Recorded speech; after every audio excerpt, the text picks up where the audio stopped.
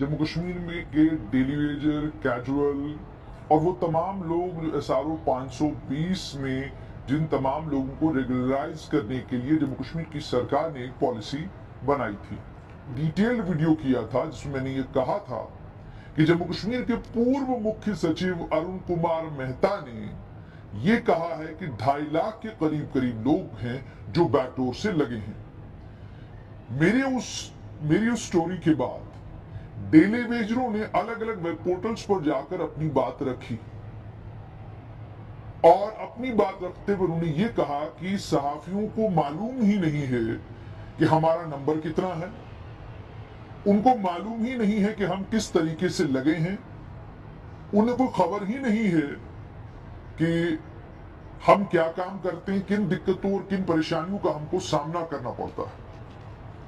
उसके बाद हालांकि मैं फौरन अगले ही दिन तफसीलात शेयर कर सकता था, मगर मुझे लगा कि ठीक है, लोकतंत्र में इजाजत है कि अगर मैंने कोई अपनी बात कही है तो डेली वेजरों के जो लीडरान हैं वो भी अपनी बात रखें। उसके बाद मैंने एक बड़ी अच्छी वॉल्यूमिनस एक्सरसाइज की और मालूम किया कि साल 2014 में कितने डेली वेजर जम्मू कश्मीर में काम कर रहे थे। तो मेरे पास डिटेल्ड जो रिस्पॉन्स आया है उसमें 61,011 के करीब डेली वेजर हैं जो साल 2014 तक काम कर रहे थे। उसके बाद SRO 520 आया, उसके नतीजे में हुकूमत ने बायोमेट्रिक कराई और ये नंबर 1 लाख के आगे चला गया। 1 लाख के आगे जाने के बाद रेगुलराइजेशन का सिलसिला शुरू हुआ और एम्पावर्ड कमिटी ने डेली वेजरों को, कैजुअल्स को रेगुलराइज करना भी शुरू किया। लेकिन हुकूमत के गिरते ही राज्यपाल शासन हुआ, उसके बाद उपराज्यपाल शासन हुआ, उस एम्पावर्ड कमिटी को दोबारा कभी रिवाइव नहीं किया गया।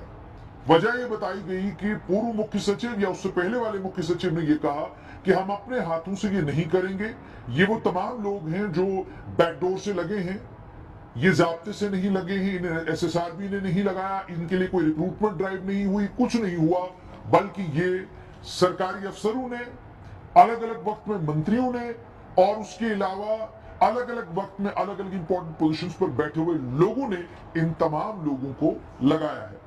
और ये सिर्फ और सिर्फ PhD तक महदूद नहीं है, लगभग 37 के करीब डिपार्टमेंट हैं, कॉलेजेस हैं, यूनिवर्सिटीज हैं जहां पर ये डेली वेजर, कैजुअल, उसके अलावा अलग अलग तरीकों से लगाए गए वो तमाम लोग जो SRO 520 में इस वक्त कवर्ड हैं, ये तमाम लोग इस वक्त काम कर रहे हैं। अब पहली बात तो ये कि इस बात का बुरा क्या लगना कि आप लोग जिस जाब्ते से लगे हैं वो सही जाब्ता नहीं है। आप में से कौन सा ऐसा डेली वेजर है जो ये क्लेम कर सकता है कि जनाब एक एडवर्टीजमेंट इशू हुई थी, उसके नतीजे में मैंने फॉर्म भरा था, फिर एक इम्तिहान हुआ था, उस इम्तिहान के बाद मेरी नौकरी लगी थी? कोई क्लेम नहीं कर सकता। दूसरा, ये आप में से कौन ये क्लेम कर सकता है कि आपने कोई कंपटीशन किया या आप in the order of merit जो है आप लोगों की सिलेक्शन हुई है? आप लोगों में से ये भी कोई क्लेम नहीं कर सकता।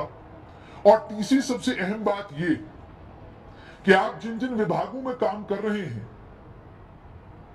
आप जिन जिन डिपार्टमेंटों में काम कर रहे हैं, उसमें से 2 डिपार्टमेंट खुसूसी तौर पर, एक तो PHE, दूसरा PWD और तीसरा PDD, ये 3 डिपार्टमेंट है। इन 3 डिपार्टमेंटों में गरीब कमजोर लोग जो लीडर न बन सके, गरीब और वो तमाम कमजोर नौजवान जिन्हें डिपार्टमेंट अलग अलग कामों के लिए इस्तेमाल करता है, वो PDD का डेली वेजर, जो PDD का डेली वेजर रात के 12 बजे कड़कती ठंड में, बर्फबारी में, बारिश में खंबे पर चढ़ता है और आज भी खंबे पर चढ़कर आपका कनेक्शन दुरुस्त करता है, आपकी बिजली चलाता है।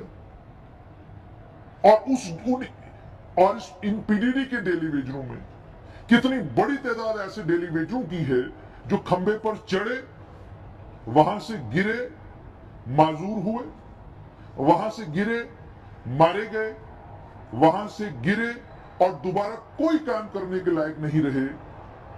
पहला सवाल तो यह पैदा होता है कि जहां आपको रेगुलराइजेशन बाद में मांगनी चाहिए थी और पहले ये मांग आप लीडरों को करनी चाहिए थी कि जनाब हमारा इंश्योरेंस करिए, कम से कम इतना कीजिए कि अगर आप हमको नौकरी में पक्का नहीं कर सकते हैं, एक रास्ता निकालिए। अगर किसी डेली वेजर की नौकरी पर काम करते वक्त किसी वजह से, सरकार की गलती की वजह से मौत होती है, तो उसको इतना जो है कम से कम उसको इंश्योरेंस मिलेगा, और ये एक मखसूस रकम है जो इसको दी जाएगी, इसके परिवार को दी जाएगी। ये कॉम्पनसेशन है जो इसको दिया जाएगा।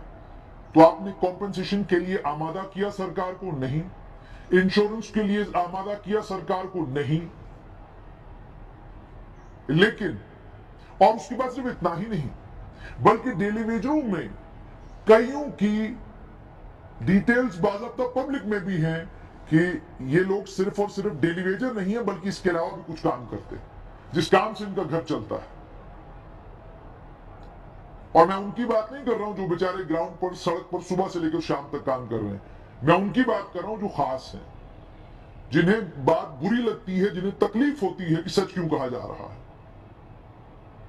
इसमें कोई शक नहीं कि अब आपको 20-20 साल हो गए, 25-25 साल हो गए काम करते हुए। हुकूमत ने आपको लगाया, हुकूमत की जिम्मेदारी है कि हुकूमत आपको रेगुलराइज करे, हुकूमत आपको कॉम्पनसेशन दे, हुकूमत आपको इंश्योरेंस दे। ये हुकूमत की जिम्मेदारी है क्योंकि हुकूमत आपसे काम ले रही है। मगर इसका मतलब कतई भी ये नहीं है कि हम सच से आंख चुराएं। इसका मतलब ये नहीं है कि ये कहा जाए कि आपकी रिक्रूटमेंट का जाब्ता ठीक था। इसका मतलब ये नहीं है कि ये ना कहा जाए कि कल जिस वक्त आपको रेगुलराइज किया जाएगा, आपकी रेगुलराइजेशन के बाद जम्मू कश्मीर की सरकार के पास पीडीडी, पीडब्ल्यूडी और पीएचई में एडवर्टाइज करने के लिए लंबे वक्त तक क्लास 4 की पोस्टें नहीं होंगी। पीडीडी की डेली वेजरों की बात करूंगा, जो जिनकी जान जाती है काम करते वक्त, उन डेली वेजरों के लिए कोई कॉम्पेंसेशन? आप लोग तो लीडर है, रहनुमा है, आपने सरकार को इस बात पर मनाया कि जनाब चलिए छोड़िए, आप हमें रेगुलाइज करने में अगर वक्त लगाएंगे, कम से कम कॉम्पेंसेशन का अमाउंट तो अनाउंस कीजिए। एक डेली वेजर घर से अपना घर का काम करने के लिए तो नहीं निकला था। आपने पहले उसको मुलाजमत दी, उस चीफ इंजीनियर को पकड़िए जिसने मुलाजमत दी, उस एक्सीएम को पकड़िए जिसने मुलाजमत दी। वो जिम्मेदार है इसकी मौत का। क्यों?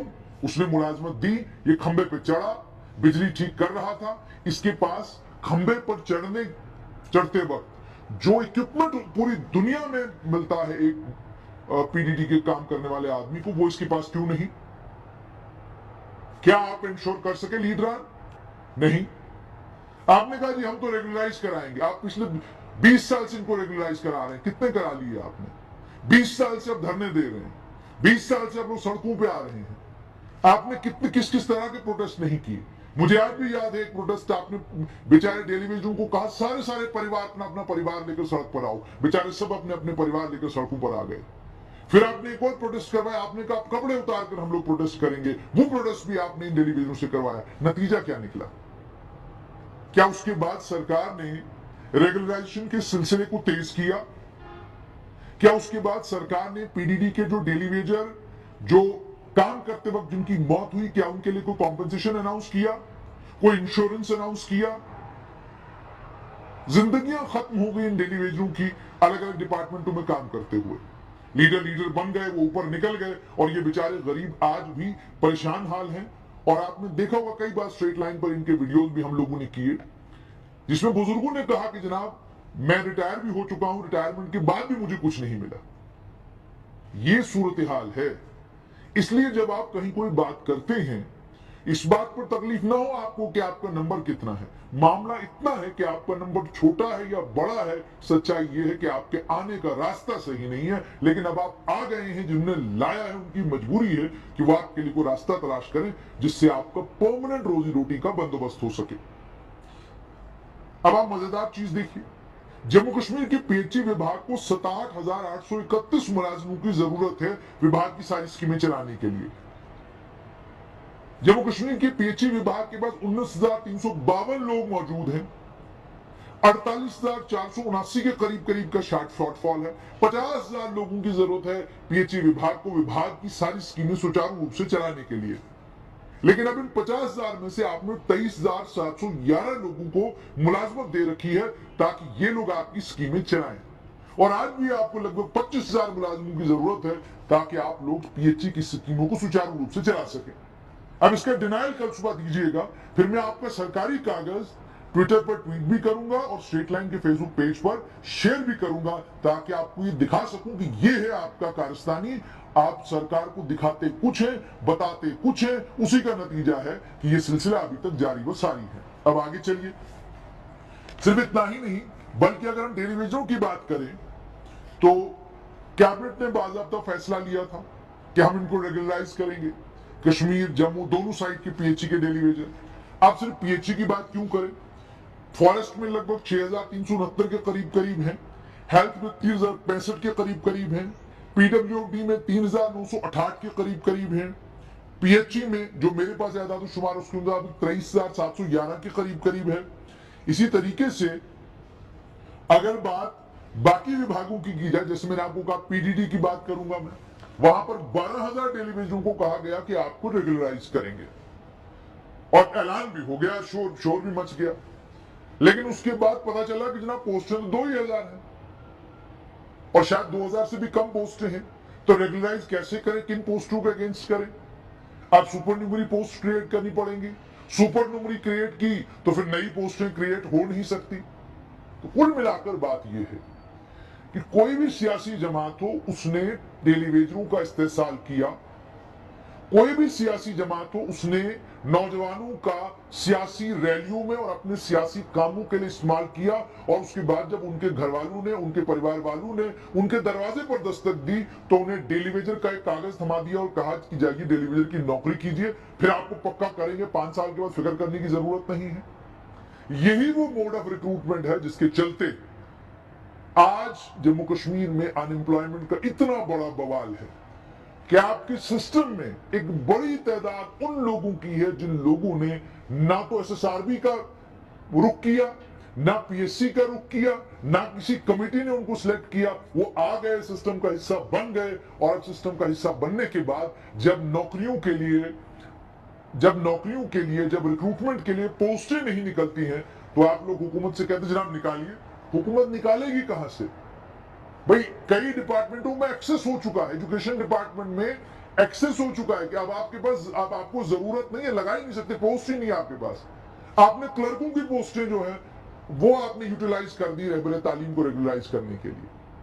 तो जिस केंद्र शासित प्रदेश में ये सूरत हाल रही हो, लीडरों से मेरी गुजारिश है, मैंने लीडरी नहीं करनी, लीडरी पूरी उम्र आपने करनी है, लेकिन कम से कम मेहरबानी करिए पीडीडी के डेलीवेजर, पीडब्ल्यूडी के, पीएचई के, तीनों डेलीवेजरों के जो लीडरान है, मेरी आपसे गुजारिश है हुकूमत से कम कॉम्पेंसेशन मनवाइए, हुकूमत से कम इनके लिए इंश्योरेंस मनवाइए, ताकि अल्लाह न करे, भगवान न करे, वाहिगुरु न करे कि किसी जगह अगर किसी डेलीवेजर की मौत होती है उसके बाद उसके घर का क्या हाल होता है, ये मैंने अपनी आंखों से अलग अलग जम्मू में अलग अलग जगहों पर देखा है। मैं जानता हूं टेलीविजनों के बच्चों का उसके बाद हाल क्या होता है। 10-15 दिन 20 दिन दुनिया जाती है, कहानियां सुनाती है, फिर उसके बाद दुनिया वो कहानी भूल जाती है। हमारे पास भी फिर वक्त नहीं होता कि हम दोबारा जाकर मालूम करें कि उनका हाल क्या है। तो इसलिए उनकी गरीबी, महकूमी और मजबूरी आपसे मांग करती है कि एक तो आप डेलीवेजर के सिलसिले को मुकम्मल तौर पर बंद कर दें, किसी नौजवान को दोबारा डेलीवेजर, कैजुअल या कोई ऐसी नौकरी जिसके नतीजे में उस नौजवान को पूरी जिंदगी सरकार के पीछे पीछे भागना पड़े और सरकार उसका इस्तेमाल करे। जब भी लोकसभा के इंतखाबात आते हैं, डेलीवेजरों से वादा है हम पक्का करेंगे, वोट दे दिया, कहानी खत्म। असेंबली आई, पक्का करेंगे, वोट दे दिया, कहानी खत्म।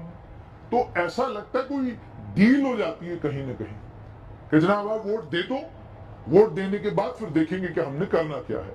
तो हाकिम जब हुकूमत में आ जाए और ये भूल जाए कि जिन लोगों ने उसे वोट दिया है उसकी जिम्मेदारी उनके तय कितनी ज्यादा है, तो फिर उन लोगों की जिम्मेदारी बनती है जिन्होंने वो नौकरियां ली जो उन्हें लेनी नहीं चाहिए थी, उनकी जिम्मेदारी बनती, उनकी लीडरों की जिम्मेदारी बनती है कि आप बजाय ये फिक्र करने के कि सोशल मीडिया पर या मीडिया में आपको लेकर क्या बात की जा रही है, आप इन तमाम डेलीवेजरों के लिए वो रास्ता बनाएं जिस रास्ते में इन्हें कॉम्पेंसेशन, इंश्योरेंस और वो तमाम चीजें मिले। बाकी ये जो पक्का करने का आप बार बार दावा करते हैं, और आपने कहा जी कि हर बार यूं कहा जाता है कि ना पक्के हो रहे हैं। एक सहाफी का, एक जर्नलिस्ट का काम ये होता है कि खबर अगर कहीं है वो आप तक पहुंचानी,